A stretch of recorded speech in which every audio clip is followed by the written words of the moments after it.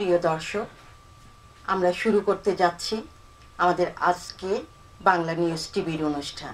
আমি শিউলি মিজান, আপনাদের সবাইকে জানাই বাংলা নিউজ টিভির পক্ষ থেকে আন্তরিক শুভেচ্ছা। আসসালামু আলাইকুম। ঢাকা থেকে পান্না খান বলছি। গত 25শে সেপ্টেম্বর আলফালা মসজিদের সভাপতি জনাব সাদ চৌধুরীর ছেলে শাহান চৌধুরীর শুভ জন্মদিন উদযাপিত হলো আনারকলি রেস্টুরেন্টে। নিতান্ত ঘরোয়াভাবে নিজ আত্মীয় স্বজন ও ঘনিষ্ঠ বন্ধু বান্ধব নিয়ে অনুষ্ঠিত হয় এই জন্মদিনটি। জনাব সাদ চৌধুরী দীর্ঘদিন যাবৎ আলফালা মসজিদ পরিচালনা করে আসছেন। তিনি প্রায় 8 বছর যাবৎ এই মসজিদের সভাপতি হিসাবে গুরু দায়িত্ব পালন করে এসেছেন।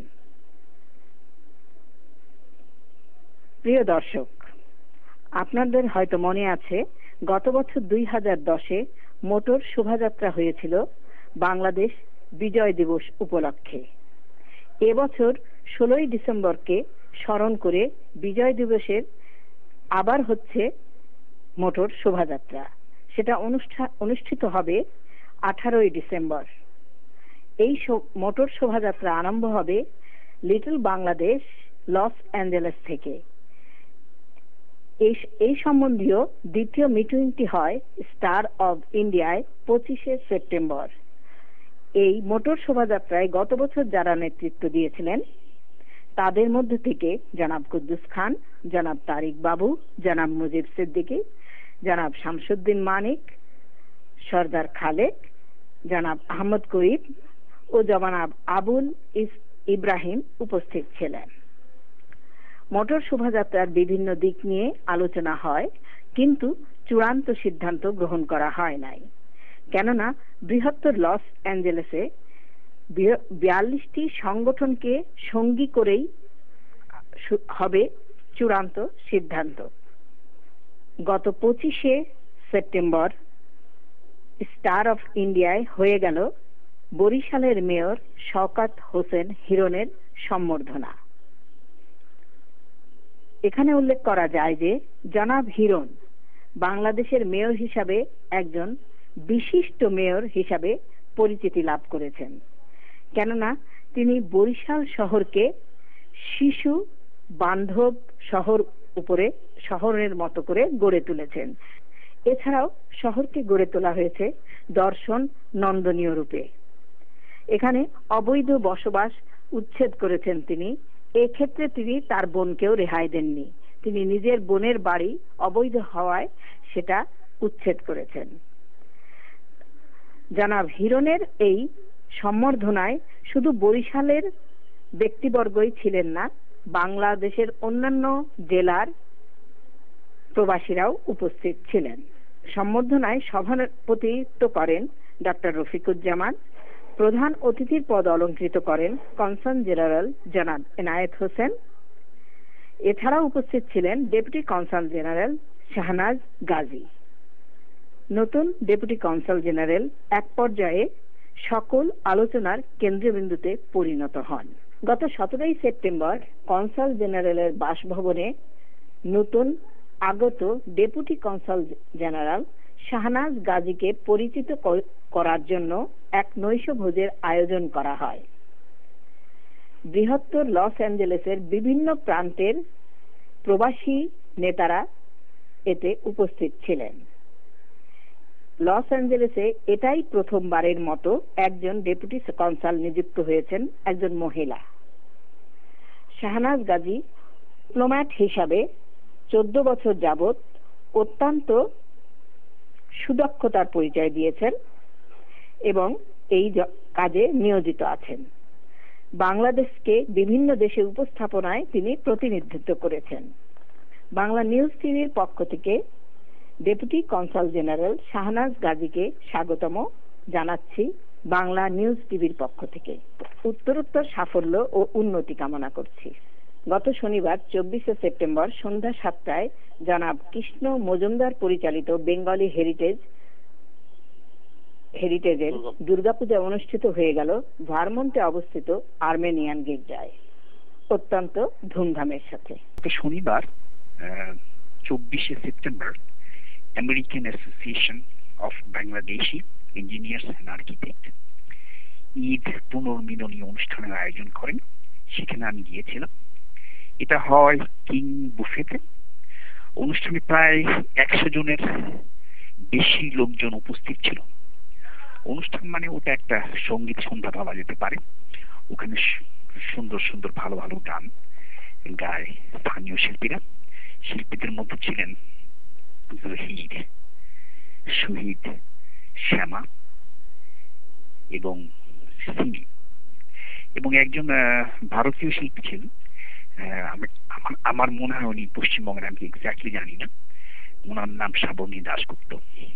ওনার গান শুনে সবাই মোহিত হয়েছিল এবং অনুষ্ঠানের সবাই খুব এনজয় করেছে।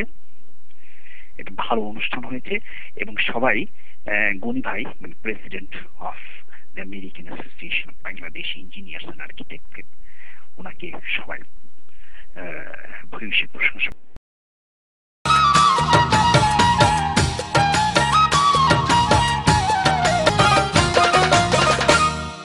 প্রাণ সখী যাসনি তোরা রূপ দেখে যা তার, প্রাণ সখী যাসনি তোরা রূপ দেখে যা তার, যাহার লাগি গাঁথি মালা নাম ভুলি না, যার তোরা রূপ দেখে যা তার, ও সখী রূপ দেখে যা তার।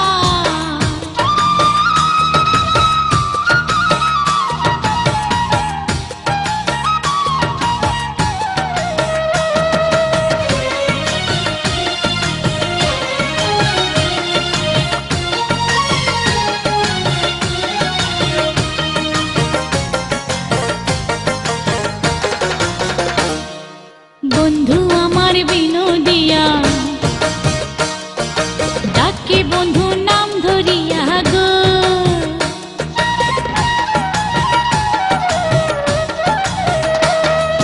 বন্ধু আমার বিনোদিয়া ডাকে বন্ধু নাম ধরিয়া গো,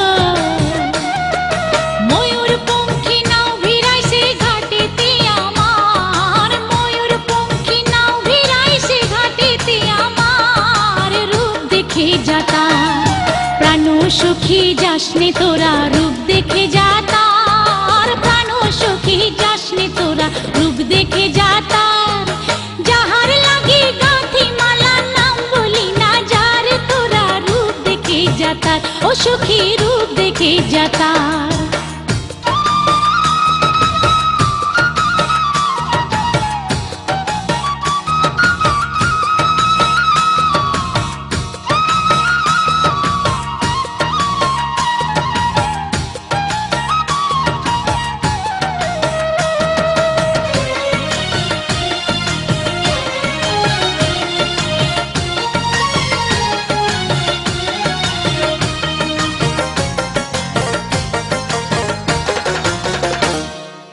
মায়া বিতার রূপ দেখাইয়া নিয়াছি অন্তর কাড়িয়া গো,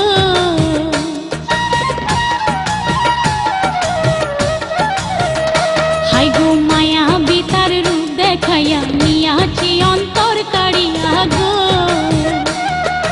গুন্দিয়ানি আছে আমার মনের অধিকার, গুন্দিয়ানি আছে বন্ধু মনের অধিকার, রূপ দেখে যা তার, প্রাণ সখী যাসনি তোরা রূপ দেখে যা তার, প্রাণ সখী যাসনি তোরা রূপ দেখে যা তার, যাহার লাগি গাঁথি মালা নাম ভুলি না, যার তোরা রূপ দেখে যা তার, ও সখী রূপ দেখে যা তার।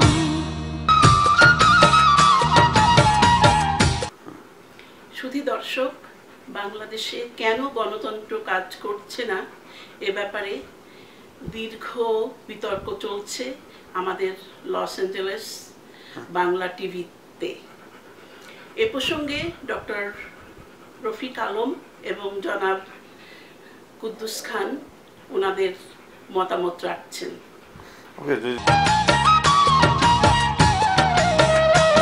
খান, আমরা বাংলা নিউজ টিভি থেকে বলছি।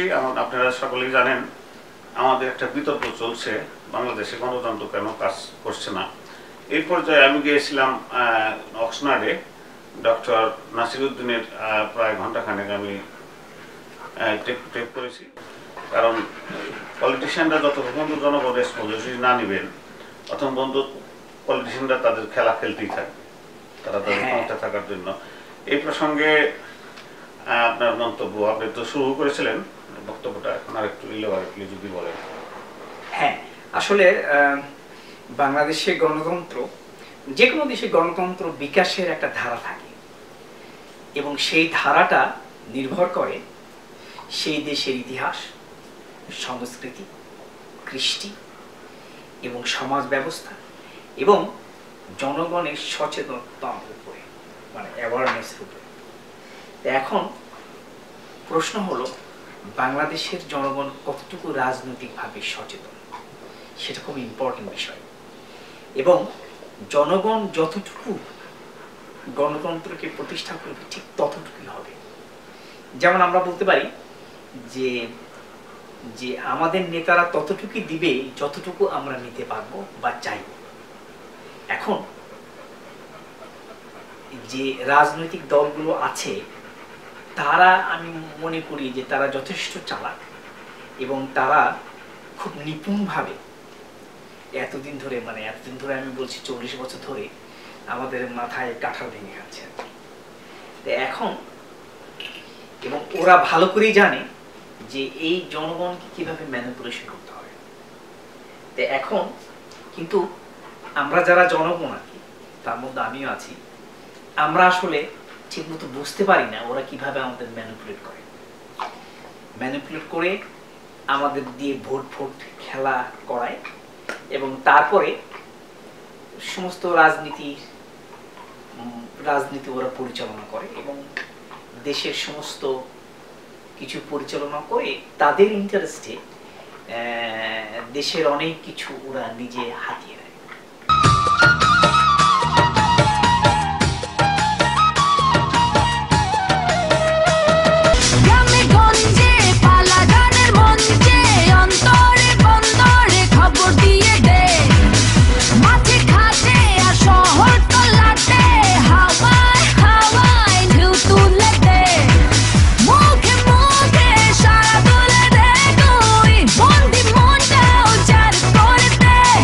Doy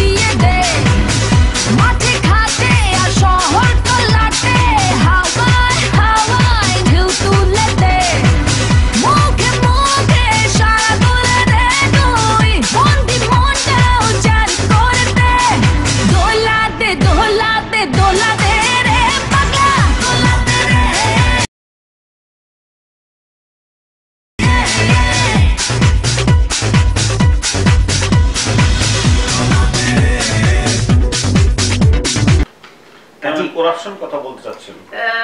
এখন করাপশন ছাড়াও এবং দেশের যতগুলো আইন প্রণয়ন তারা করেছে এই পর্যন্ত, এবং সবকিছুতে দেখা যাচ্ছে যে জনগণের স্বার্থের চেয়ে যারা সংসদে কাজ করে বা রাজনীতিবিদ তাদের স্বার্থ বেশি রক্ষা হচ্ছে। এবং এটা অত্যন্ত স্বাভাবিক যে আমি মনে করি না যে যে যে পৃথিবীর বিভিন্ন দেশে যদি আপনি রাজনীতিবিদদের কাণ্ডকলাপ দেখেন তাহলে দেখতে পাবেন যে একই ধারা কিছুটা আছে। তবে যে দেশের জনগণ যতটুকু সচেতন ঠিক ততটুকুই তারা পাবে। তাহলে আমাদের দেশের জনগণ তো এমনি অশিক্ষিত বেশিরভাগ, তারপরে রাজনৈতিক শিক্ষা বলতে একটা কথা সেটাও নাই। তাহলে কি আপনি বলতে চাচ্ছেন যে গণতন্ত্রই আমাদের দেশে মূলত কাজ করবে না? এখন আমি বলছি গণতন্ত্র তো সব দেশে একরকমই হওয়া উচিত এবং সেটি আলটিমেটলি হবে। আমি যেটার কথা বলছি সেটা হচ্ছে গণতন্ত্র বিকাশ করাবে, এই বিকাশটা ঘটাবে জনগণ। জনগণ এর মধ্যে থেকেই নেতা বেরিয়ে আসবে। হ্যাঁ, অনেকে আমি বাংলাদেশে বলতে শুনেছি যে নেতারা গণতন্ত্র সৃষ্টি করবে এবং নেতাদেরকে আমরা কাকুতি মিনতি করছি যে তারা যেন গণতন্ত্র যথেষ্টভাবে বা সঠিকভাবে প্রতিষ্ঠা করে। আসলে কিন্তু এমনটি হয় না।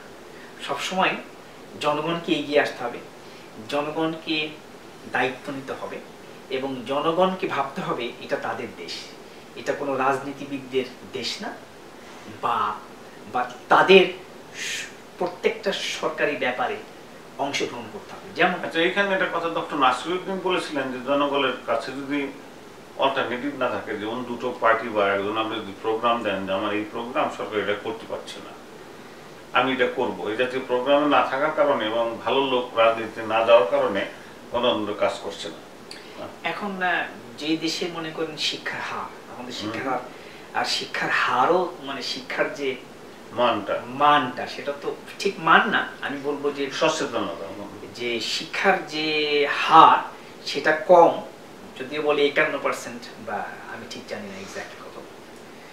তো এই সময় মানে 51% যে শিক্ষিত বলা হয়, কাদেরকে শিক্ষিত বলা হয়, তাই না? যারা অক্ষর জ্ঞান আছে, মানে সাইন করতে পারে। এক্স্যাক্টলি। সুতরাং একেবারে শিক্ষার দিক দিয়ে চিন্তা করলে আমাদের জনগণ তেমন বেশি শিক্ষিত না। এবং এখানে যেমন ধরেন ইউএস বা আমেরিকাতে কিভাবে চলে, এখানে যারা রাজনীতিবিদ তারা জনগণের পিছে পিছে ঘুরে ভোট নেওয়ার জন্য, কারণ ভোটের সময় জনগণ তাদের ইচ্ছা মতো এবং পছন্দ মতো এবং সঠিক প্রোগ্রাম দিতে হবে, সঠিক লোকটাকে ভোট দেয়। কিন্তু বাংলাদেশে আমরা দেখতে পাচ্ছি যে ভোটাভুটি যখন হয় তখন বহু লোক আছে, এবং লাস্ট বারে যখন ইলেকশন হয়েছিল, এবারের ইলেকশন তার আগের ইলেকশনে আমরা একটা স্ট্যাটিস্টিক দিচ্ছি, সেটা হচ্ছে যে বাংলাদেশের 61% লোক ভোট দিয়েছিল এবং তার মধ্যে 41% লোক নিজের বুদ্ধিতে ভোট দেয় না, আর একজনের কথা শুনে ভোট দেয়। আচ্ছা, এখানে আমার একটা প্রশ্ন আছে ডক্টর রফিক, সেটা হচ্ছে এই, আমি সমস্ত মুসলিম রাষ্ট্রে একই ঘটনা দেখি। আপনি দেখেন 52টা মুসলিম রাষ্ট্র আছে, পপুলেশনের প্রায় অর্ধেকের কাছাকাছি, ওয়ার্ল্ড পপুলেশনের বেশ ভালো অংশ কিন্তু মুসলমান, 1.2 বিলিয়ন পিপল। এখানে এই রাষ্ট্রে কোথায় কোনো গণতন্ত্র কাজ করছে না। আমার নিজের একটা ব্যক্তিগত ধারণা, সেটা হলো কি এরা লিডারের ফলোয়ার, মানে যে ইমাম থাকে, ইমাম বা লিডার, ইমাম তো ধরেন আরবিক শব্দ, তাকে ফলো করতে চেষ্টা করে, তার ভুল ভ্রান্তি তারা অত বেশি ভালো করে দেখে না, যেহেতু লিডার সামহাও তারা মেনে নেয় তার কথা। একটু কষ্ট থাকলে মুখে বললে, একটু আদু করে দিলে ইটস ওকে। এরকম একটা অ্যাটিটিউড কারণে দেখেন গাদ্দাফির কথা দেখেন, 42 বছর ক্ষমতা ছিল, মিশরেও দেখেন 32 বছর ছিল হোসনি মুবারক।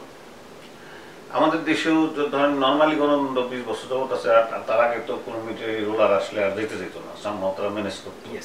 তাহলে এটা কি মুসলিম জনগোষ্ঠীর গণতন্ত্রের প্রতি অনীহা নাকি? আমার মনে হয় না এখানে মুসলমান বা কোন ধর্মীয় ব্যাপার স্যাপার আছে। আমি ধর্ম বলছি, মুসলিম জনগোষ্ঠী। এখানে যদি একটা জাতি যদি যথেষ্ট পরিমাণে ডেভেলপ না হয় তাহলে তাকে জাতি বলা যায় না। তা আমরা যারা বাঙালি জাতি তাদের মধ্যে অনেক ট্রাইবালিজম এখন আছে, মানে গোত্রের একজন লিডার থাকে, মুরব্বির কথা শুনে ভোট দিবে। এবং আপনি যদি দেখেন যে সেখানে যে সমস্ত ভোটারের অর্ধেক নারী এবং তাদের হাজবেন্ড বা বাবা যেটা বলে সেটাই করে। কাজেই এখানে সেজন্য যারা পলিটিশিয়ান বা রাজনীতিবিদ তারা ঠিকই জানে যে কাদেরকে হাত করতে হবে, এবং খুব গুটি সংখ্যক লোক তারা হাত করে সমস্ত ভোটগুলো ম্যানিপুলেট করতে পারে। যেমন ধরেন যারা ভোট জোগাড় করে আর কি, আমি বলবো কন্ট্রাক্টর বা ঠিকাদার, তারা করে কি ওই হয়তো বন্যার সময় একটা শাড়ি দিল, 5 বছরে একটা শাড়ি দিল, 5 বছরে একটা শাড়ি দিল এই বলে, বা কাকে 2 কাপ চা খাওয়ালো, তারপরে মনে করেন যদি বুড়া হয় তাকে কদম বেশি করবে। এই ধরনের যে মানে কি বলবো ম্যানিপুলেশন গুলো তারা করে। এবং দেখা যায় এবং পার্টি ওইসব লোকদের যারা নাকি এই ধরনের আমি বলবো ডাউট আর কি, তাদেরকে খুব দাম দিতে বাধ্য হয়, তার কারণ তারাই আসলে ভোটটা নিয়ে আসে। আর আপনি যদি সুশিক্ষিত হন, যদি সৎ হন, তাহলে বাংলাদেশে ভোটে পাশ করবেন না, কারণ বাংলাদেশের জনগণ এখনো সেই ধরনের পর্যায়ে যায়নি যে সঠিক লোক বের করবে। এখানে একটা প্রশ্ন আপনি অবতারণা করলেন, সেটা হলো কি যদি তাই হয় তাহলে বিশ্বে খুব কম সংখ্যক দেশে কার্যকরী গণতন্ত্র আছে। Yes, that's true. যেমন ইংল্যান্ড, ইউরোপ প্লাস আমেরিকা, এছাড়া বাইরে গণতন্ত্র কিন্তু সেই অর্থে কাজ করছে না, ইলেকশন হচ্ছে। তাহলে কি এরাই এই কম সংখ্যক জাতিগোষ্ঠী, এরা মনে হয় খুবই 10% 15% হতে পারে, এরাই কি বিশ্বকে নিয়ন্ত্রণ করবে নাকি সবসময়? ঠিক তা না ব্যাপারটা। আস্তে আস্তে জনগণ সব দেশই সচেতনতা বাড়ছে। আপনি যদি দেখেন আরব বিশ্বে আগের তুলনায় সচেতনতা বাড়ছে। যেখানে একটা প্রশ্ন আমি করি তাইলে আপনাকে, ইন্ডিয়া জন্মলগ্ন থেকে গণতন্ত্র চলছে, কিন্তু সেইখানে কিন্তু ওই এমপিদের বাংলাদেশের অবস্থা অত ভালো না, তারা অসৎ চোর এবং ম্যানিপুলেশন করে, এখনো পারিবারিক তন্ত্র আছে, দীর্ঘদিন চলছে, তাহলে ওইখানে সাকসেস হচ্ছে লাগে না। এখন আপনি যদি তুলনা করেন আর কি ভারতের সাথে আমাদের, তাহলে দেখবেন যে খুব একটা বেশি দূরে তারা যেতে পারেনি। আর আপনি যদি আমেরিকার সাথে ভারতের তুলনা করেন তাহলে আপনার চোখে পড়বে যে রিয়েলি তারা কত পিছিয়ে আছে। ভারত বলতে গেলে যদিও আমরা বলি পৃথিবীর বৃহত্তম গণতান্ত্রিক দেশ, কিন্তু আমার মতে এটা এখানে এত, আপনি যদি ভিতরে যান তাহলে দেখবেন এত বৈষম্যমূলক সমাজ আমি আর দুটা দেখি। বাংলাদেশেও বরং এর চেয়ে কম বৈষম্য। উদ্দিন মানিক, রয়্যাল লিগেল গ্রুপের chief administrative officer. Royal legal group অত্যন্ত অভিজ্ঞ আইনজীবীর দ্বারা পরিচালিত একটি পূর্ণ ল ফার্ম। আপনাদের সব ধরনের আইনি সহযোগিতার জন্য আজই যোগাযোগ করুন। I'm an attorney for Roy Legal Group. আমার নাম রাজ রয়, আমি বাঙালি, আমার ফার্মের নাম রয় লিগ্যাল গ্রুপ।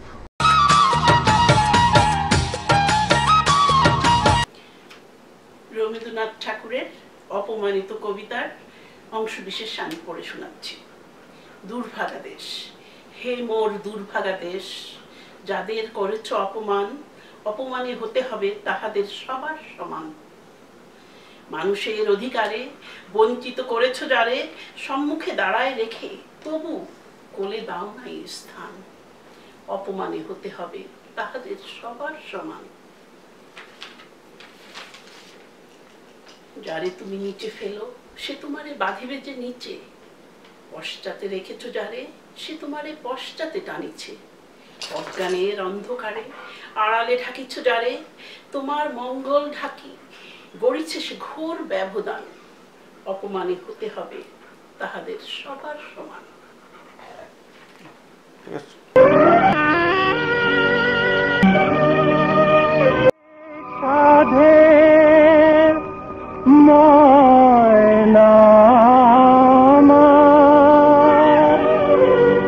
বাঁধন কেটে যায়,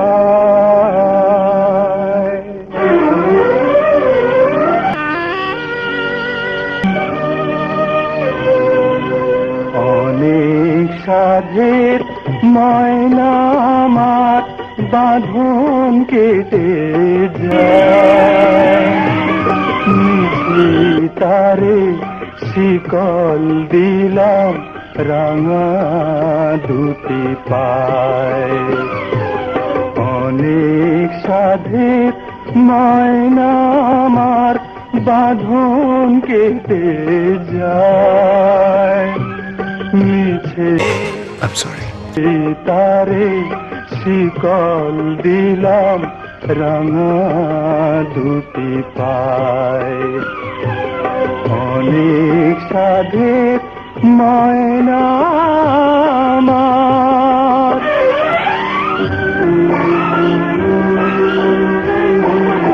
আর তো আমায় ডাকবে না সে সকাল দুপুর সাঁঝে বলবে না মনের কথা মধুর মধুর লাজে গাইবে না সে গান আমারি